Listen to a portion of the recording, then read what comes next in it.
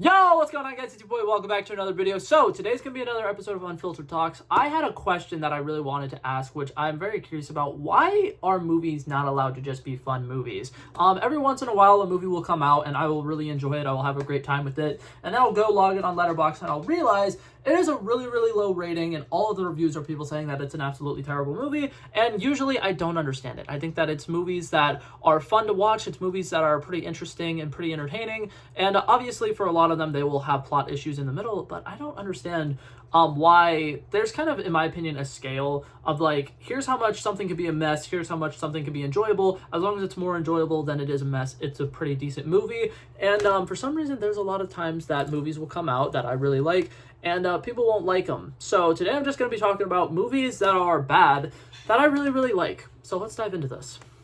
So the movie that I first want to talk about, which is the whole reason I'm making this video, the movie Argylle, it just came out. It was a really fun movie. I really enjoyed it. I think that it was a silly, goofy little spy movie. And I think that my big thing about it that I really enjoyed was it's kind of a rom-com in a sense. There's a lot of really good stuff with like the lovey-dovey aspect of things. Bryce Dallas Howard's character, Ellie Conway, is literally somebody who's always dreamt about like spy espionage stuff. She's somebody who's really been into, you know, these stories of these spies doing these different things or whatever. And in her mind, spies are very attractive characters. That's why in her imagination, in her story, whatever, her spy is played by Henry Cavill, who's a very attractive actor. And it's a very interesting thing that in the movie, she likes, you know, this guy because he's a spy. He kind of reminds her of the character from her book or whatever, and it basically becomes a rom-com. And I personally thought this movie was a whole lot of fun. I do think that in the middle there is a lot of really big issues with the plot and it being over convoluted, and like I said, there's going to be a lot of like plot twist and then exposition dump and then plot twist and then exposition dump, and some of the times it feels like the plot twist is there only to push the story forward instead of actually adding anything to the story, and I can see why that would be a problem. But overall, that's only an issue for about 20 minutes in the middle of the movie. Other than that, the movie still has a lot of pretty decent action. It has a lot of pretty decent comedy. And Sam Rockwell is in this movie, and he's a great actor. He's somebody who has great chemistry with literally everybody on screen, and he's a very funny guy. And overall, I think that this movie has a lot of jokes and everything in the middle that can kind of get you through some of the clunky exposition. And I thought that this movie was a pretty decent movie. I thought that it was very fun. I personally think it's at least worth 3 stars, but I've went on to Letterboxd and almost every single review that I'm seeing for the movie is absolutely trashing it, saying it's a really bad movie, giving it 1 star, and I just don't understand what's wrong with a movie that's just designed to be a fun movie. I think that Matthew Vaughn really wanted to tell a different story and a different side of spycraft after making his Kingsman movies, and he decided a way to do it would be introducing a character who once was a spy but doesn't have any recollection of it, and having them go through this weird adventure without having any experience as being a spy. And then in the end, he still wanted to have his big set pieces, his really cool action sequences, so he set it up in a way that that can happen at the end of the movie. And I definitely think that, obviously, like I said, the middle of it gets a little busy, but it's still a very fun movie through and through, and I really liked it. And I don't understand, a lot of the people online are saying it's not a very interesting action movie, and I will say, there are some action sequences at the end of this movie that are absolutely stunning. There's a lot of colorful sequences. There's scenes with like smoke bombs and stuff like that where they're going through corridors, wiping out a whole bunch of people with a lot of really colorful explosives, which I think work really well. And then there's a lot of like dancing included in the choreography for the action sequences, which I think is really interesting because on the one hand, action sequences in movies are in a sense dance because it's choreography. It's like moving to a specific rhythm at a specific timing. There's a lot of beats that goes to it, and if you don't see it that way, that's okay, but it's still at the end of the day kind of like a dance sequence, and they're set to music. They're set to great soundtracks in the background with colorful imagery, and I think it's a whole lot of fun. And then there's also an action sequence, which this is why I don't understand the people who are complaining that the action in this movie is boring.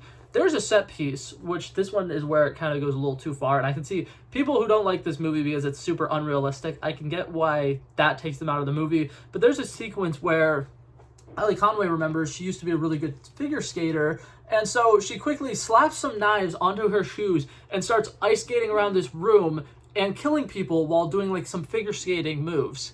And that's incredibly cool. I think it's super ridiculous and it's over the top, but I loved that. I thought that was great. I should also preface this by saying I was a huge fan of the Sharknado movies. So movies that are not afraid to get ridiculous and silly, I'm into that, okay? Like, I think that that's cool. I think that as long as they take it seriously and all of the actors continue to play along like it's something that makes sense, it works well. And I think in this movie, it works well. And I don't understand why people are so quick to hate on this movie. I think that, yes, it is a mess, but it's not so much of a mess that it's bad. I think that the overall fun of the movie overpowers the stupidity of the movie, if that makes sense. Like, all of the issues with the movie is like too much plot twist, too much stuff in the middle, whereas there's so much fun action sequences and there's so much good comedy in the movie that really outweighs it, in my opinion. And I thought that it was a fun movie, but for some reason a lot of people very, very strongly disliked it, and I don't understand that.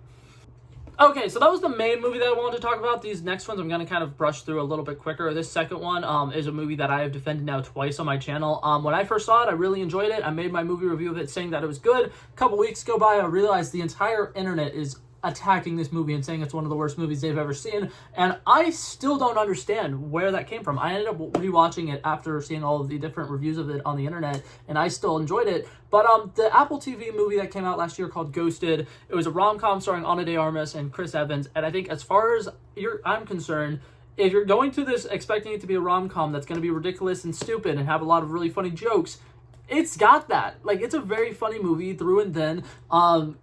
Chris Evans' character is somebody who's like really, really bad with women, and he's super obsessive over this one girl who he had a fling with one single time, and it ends up getting him into the worst like spy espionage little thing that could possibly happen to him, and he gets tied up and beaten up and tortured, and he ends up being dragged into the world of spycraft because he was just in love with this girl and he got really obsessed with her. And I think that it's a super ridiculous movie. Ana de Armas' character is a super spy who's like a really cool, deadly assassin spy, whatever. And she's somebody who's like decided because of her like line of work that she can't get into a relationship with anybody. So Chris Evans, being this guy who's really, really obsessive with her, really wants to be in a relationship with her, and she not wanting to be in a relationship, creates this dynamic of will they, won't they throughout the entire movie. And everybody who I've seen who has complained about this movie says that the two main actors don't have any chemistry together. And I think that that's not the actors not having chemistry. That's the point, is it's a will they, won't they. They're not supposed to be getting together immediately. They're not supposed to be having this huge connection in the beginning of the movie, because that's not the point of this movie. The point of this movie is them having to fight whether or not they like each other or not the entire length of the movie, and then eventually by the end of the movie they come together and they have a regular relationship. And something that I really liked about this movie is there is a lot of fun action sequences that did not need to be as over the top as it was, but they decided to, you know, really go for it. There's sequences where Ana de Armas is literally driving a bus through some weird hilly area in the Middle East or whatever, and it's really cool stuff. There's a lot of great vivid imagery in that. Like, once again, it's a very colorful movie, and I think that it's a solid movie if you're just throwing something on to watch it and enjoy it. And I do think that it gets way too much hate for not having good enough action sequences, for not having actors with good chemistry, when they do have solid chemistry. The entire part of the movie, the entire point of the movie is Ana de Armas' character can't fall in love, and Chris Evans' character is somebody who refuses to give up on love. So they're back and forth and back and forth and back and forth the entire movie until they fall in love by the end of the movie. And I really enjoyed that movie. Once again, I think it's a fun movie. Is there stuff about the plot that is kind of like underexplained? Yes. Is there a couple of action sequences that kind of feel like forced in there, and it's just because they're like, it's been 10 minutes without us having an action sequence, let's just go ahead and throw this in there? Yeah, of course. Is there a couple of funny jokes that are almost takes you out of the plot for a little bit? Yes, unfortunately. But overall, this is another one of those ones where it's like, even though the movie is a mess and it's kind of underdeveloped, the action and the fun and the comedy and the romance really outweighs the bad of this movie, and I don't understand why people still hate on it as much. This other one, I'm going to be super brief on this one because I don't think a lot of people saw it, and I don't want to talk about it, and I don't want to have to go find videos to show you guys that this is an actual movie that happened. But last year there was a movie that came out with Lucy Hale and Grant Gustin, and I am a huge fan of Grant Gustin. I will watch literally anything he's in. And it was a little rom-com called Puppy Love, and overall, this movie is so stupid. It's so painfully bad. But there are a couple of moments in it that I really, really enjoyed. And one thing that I want to specifically talk about is this movie took one of the biggest things that rom-com constantly get criticized for is it overdoes the comedy. And I think that the people working on this movie were like, let's do the comedy all the way. Let's go get it through the roof. Let's do over-the-top characters. And it really works incredibly well. Grant Gustin's character is somebody who has really, really bad anxiety and has had a lot of issues since COVID happened, trying to get into, you know, regular human connections again. And he's talking to his therapist. The therapist is like, you know what, why don't you try to get a dog or something, right? He gets the dog, and then shortly afterwards, he gets the dog. He has the dog for a couple of months. Everything seems to be going well. She's like, okay, why don't you try getting a significant other? And so he goes on dating websites. He meets a character who is so outgoing, so, what's it called? Crap, what's the word? I'm thinking introvert, extrovert. She's so extroverted. She's so over the top. She's so, you know, going out with people. She loves just being, you know, in public. And Grant Gustin, that's not his deal. Like I said, he's super introverted. He has a lot of anxiety. And this entire movie is somebody who's super extroverted with somebody who's super introverted. And they use all of the tropes for those two character archetypes. And they eventually, by the end of the movie, fall in love. Grant Gustin's character gets over his anxiety. And it's a great, great movie. And it's filled with a bunch of really bad, over-the-top, stupid comedies. The therapist is probably like one of the worst therapists in the history of therapy because she keeps giving Grant Gustin's character the worst suggestions ever. There is a scene where basically, oh, I forgot to say like the whole the whole point of the plot. Basically, they both have dogs, and part of the reason why they match with each other in the first place is because, like, oh, they have a dog, you know, we'll, like, make this, like, a little play date thing for our dogs, and then we'll just go to a park and hang out with our dogs as well. And then one of the people's dogs gets the other person pregnant, and then they have this, like, really over-the-top joke of them becoming grandparents together, and it's so over-the-top and ridiculous and funny. The vet is incredibly stupid and over-the-top and funny. They have a sequence where they're trying to learn, you know, how to, what's it called? They kind of go to like a couples counseling thing, and it is really, really weird. It's kind of like filmed like it's like a support group. A bunch of people sit in a circle or whatever, and they do this really ridiculous, like weird, like yoga positions and stuff like that. It's weird. It's really weird, but it's a really stupid movie and fun. And I just kind of wanted to give it a shout out and talk about it because it was stupid. I think I'm gonna title this video something completely different. Originally, I was gonna ask why movies can't just be fun. I think I'm just going to title this video I Love Bad Movies, because this has just been a video of me talking about movies that are considered bad that I think are just fun and ridiculous. Okay, and then this last one, I want to point my attention to the wall behind me. I am a big fan of Marvel, and I think that Marvel obviously can do wrong because I have seen X-Men Origins Wolverine, and I've seen, you know, some of the really bad old, you know, Daredevil movies, Blade Trinity. They've had a lot of bad movies. Thor: The Dark World, not the best. Thor: Love and Thunder, not great. I watched the entirety of She-Hulk. Marvel can do a lot of bad. But last year a movie came out that I think got very, like, poor reactions, and a lot of people were absolutely hating it. A lot of people were like, wow, this is a really terrible movie. But something that I don't understand is why do people give it so much crap? The Marvels came out last year, and I think that this is one of the most fun Marvel movies we've had in a really long time. And something that I really liked about this movie is it really felt like exactly everything that I wanted out of Ant-Man and the Wasp: Quantumania, which also came out last year, which I do think was a bad movie. So the Marvels, things that I really enjoyed about it, we get to see characters teaming up again. One of the big things that has made Marvel special over the last, you know, 10 years was that they were one of the first companies to interweave movies together. They're one of the first companies to bring together a group of remarkable people. You get, because that's the line. Anyways, but what's it called? They bring together a bunch of different characters from a bunch of different movies and seamlessly put them into a movie together, and then we don't have to worry about, like, oh, this is how we introduce this character because they had their own movie to introduce them.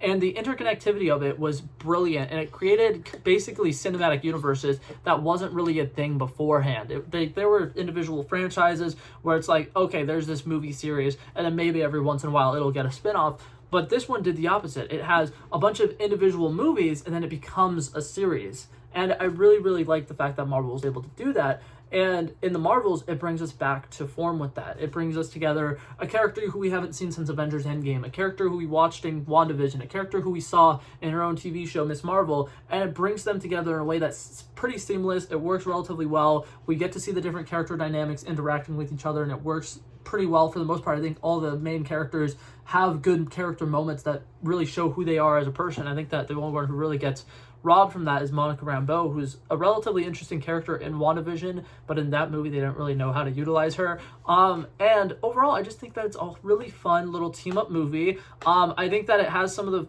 my favorite tropes from, like, growing up. I had 3 older sisters, so I watched a lot of, like, The Princess Diaries and, like, what's it called? Oh, man, I'm not going to remember what it's called. I think it's, like, Princess Protection Program. It's an old movie that is Selena Gomez and Deborah Ryan, I think. I might be wrong about that, but either way, I grew up on movies like that are, like, a whole lot of fun, a lot of, like, hashtag, like, slumber party movies, whatever, and, it's a fun movie. I think that overall, the villain, not that great, but to be fair, Marvel had a really, really long time where the majority of their movies were just, like, not great, because what's it called? If you go back to Phase 2, we have Yellow Jacket, who's, like, he's a decent villain, he's not great. We have Ronan the Accuser, who, this character is essentially Ronan the Accuser, but a lot of people will probably say that Ronan the Accuser is a much more better villain, and it drives me insane because Ronan the Accuser has, like, nothing interesting about him. He gets rageful for no reason. He's basically a giant whiny baby, and he goes around killing people who don't really do anything wrong, and it's so annoying to me. Ronan the Accuser is one of the only flaws of the first Guardians of the Galaxy movie, and it bothers me because Dar-Benn in the Marvels is essentially him, but she has a little bit more motivation that actually makes sense in my opinion. And yeah, we just had, like, a bunch of really bad villains back in the day, and now, you know, this is, like, one of the worst villains that Marvel's had in the last 3 years, and everybody's like, oh my god, Marvel doesn't know how to write villains, they're terrible, they're really not good. And I'm like, if that villain was played by a guy actor, I think people probably would have been like, yeah, that villain was pretty solid. And it bothers me because, like, it's underdeveloped, yes, but did they try their best with the little bit of screen time that they had? Yes. But yeah, that's pretty much all the movies I wanted to talk about. Like I mentioned, I am a big fan of the Sharknado movies. Sharknado 3 is unironically one of my favorite movies of all time. It's so funny, it's so ridiculous, it's so over the top, but all of the actors take it seriously, and I love that so much. But, yeah, so that was this video. I just wanted to talk about bad movies that I really enjoyed. And, yeah, I'm going to go ahead and leave this video here. I love and appreciate you guys so much for watching. If you liked it, feel free to like and subscribe. And I'll hopefully see you guys in the next one. Peace out. Bow. Back at it again, but that's a relevant flow. So smooth, they calling me Mr. Elegant. Like an elephant, I got a long nose. Like a president, I've got a few hoes. Swift with a stutter, I'm smooth like butter. Don't see it coming when I slip undercover. Like a big dog, but I don't bite. I'm still a big broad, I'd win that fight. Come match you and I knock out your lights.